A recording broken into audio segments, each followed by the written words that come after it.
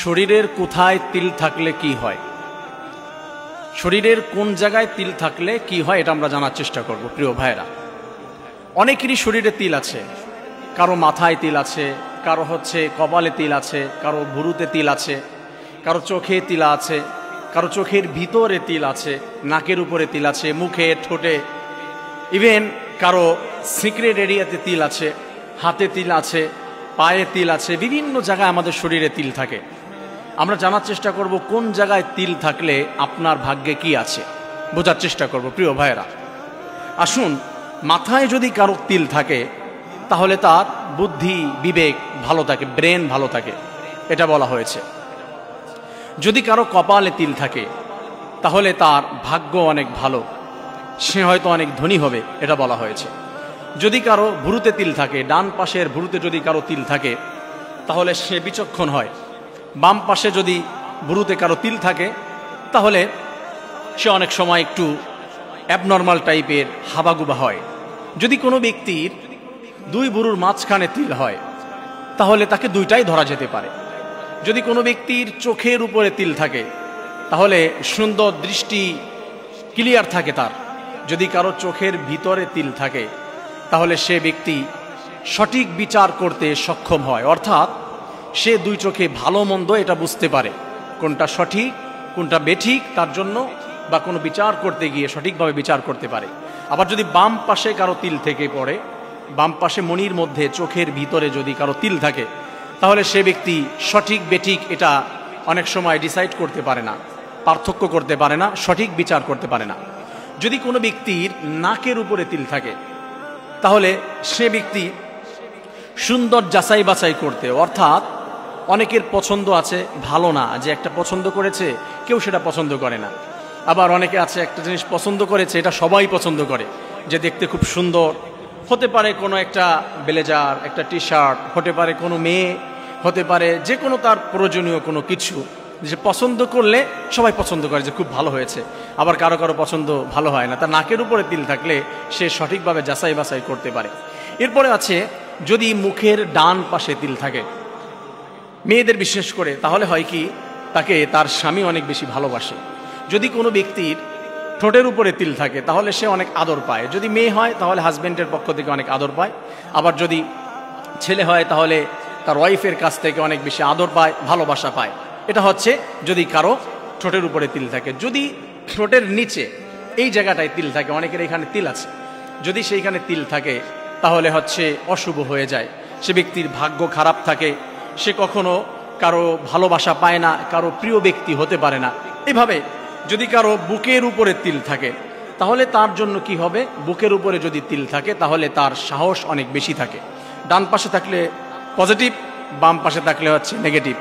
আবার সিক্রেট এরিয়াতে অনেক জায়গায় আছে তিল থাকে, সেই ব্যাখ্যা নাই দিলাম যে কোন কোন এরিয়াতে। হাতে যদি কোনো ব্যক্তির তিল দেখা যায়, যে হাতের ভিতরে তিল, তাহলে তার ডান হাতে যদি তিল থাকে তাহলে সে ব্যক্তি অনেক ধনী হয়, অনেক টাকা পয়সার মালিক হয়ে যায়। আবার যদি কারো বাম হাতে তিল থাকে তাহলে সে টাকা পয়সা ধরে রাখতে পারে না, যত ইনকাম করে সে কখনো সচ্ছল থাকতে পারে না, সচ্ছলতা ধরে রাখতে পারে না, সে শুধু ব্যর্থই হয়ে যায়।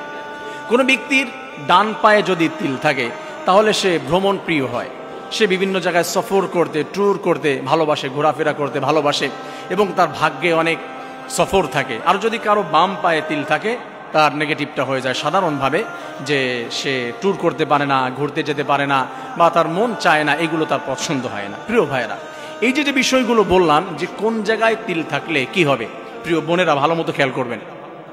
আমরা অনেক সময় অনেক জ্যোতিষীর কাছে, অনেক কবিরাজের কাছে, অনেক গণকের কাছে আমরা চলে যাই, সে আমাদের হাত দেখে, আমাদের তিল দেখে নির্ণয় করে দেয় যে আপনার ভাগ্যে কি আছে, এইগুলো বলে দেয়। আসলে তিল সাধারণত কিভাবে হয়, কোষ, আমাদের শরীরের ভিতরে কোষ আছে, অসংখ্য কোষ দিয়ে আমাদের এক একটা অঙ্গ গঠিত।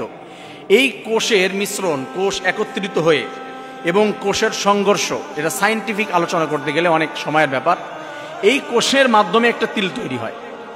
কোনো মানুষের শরীরে যদি তিল থাকে তাহলে তার কোনো ক্ষতি হয় না, যে এখানে তিল আছে এই ক্ষতি হবে, তিলে কোনো ক্ষতি হয় না, এটা মেডিকেল সায়েন্স বলেছে।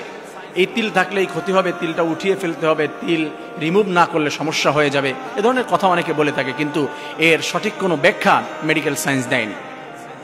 আমি শুরুতে আপনাদের যে কথাগুলো বলেছি, কোথায় তিল থাকলে কি হয়, আসুন এটার সঠিক ব্যাখ্যা কোরআন এবং হাদিস থেকে আমরা জানার চেষ্টা করব। কোরআনে এবং হাদিসে ঘেটে তিলের শুভ বা অশুভ, তিল থাকার কারণে মানুষের কোনো ক্ষতি বা উপকার কি হবে না হবে, এর কোনো ব্যাখ্যা কোরআনের ভিতরে পাওয়া যায় না।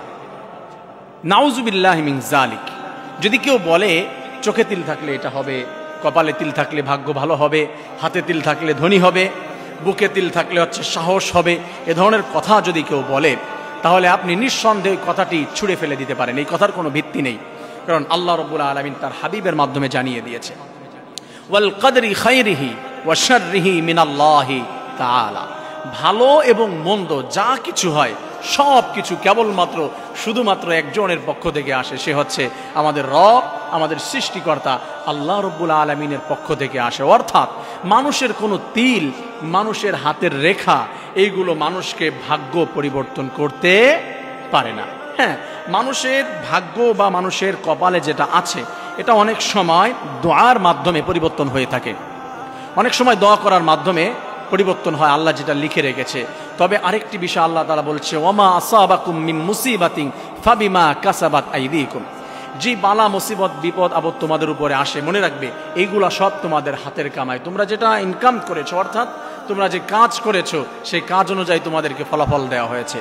অর্থাৎ ভাইয়েরা, আমরা যে আলোচনা করছিলাম কোথায় তিল থাকলে কি হবে, মানুষের শরীরের বিভিন্ন জায়গায় তিল রয়েছে, কোথায় তিল থাকলে তার ভাগ্যে কি আছে, যে বিষয়টি আমরা বলছিলাম, এটার কোনো ভিত্তি কোরআন এবং হাদিসে পাওয়া যায় না।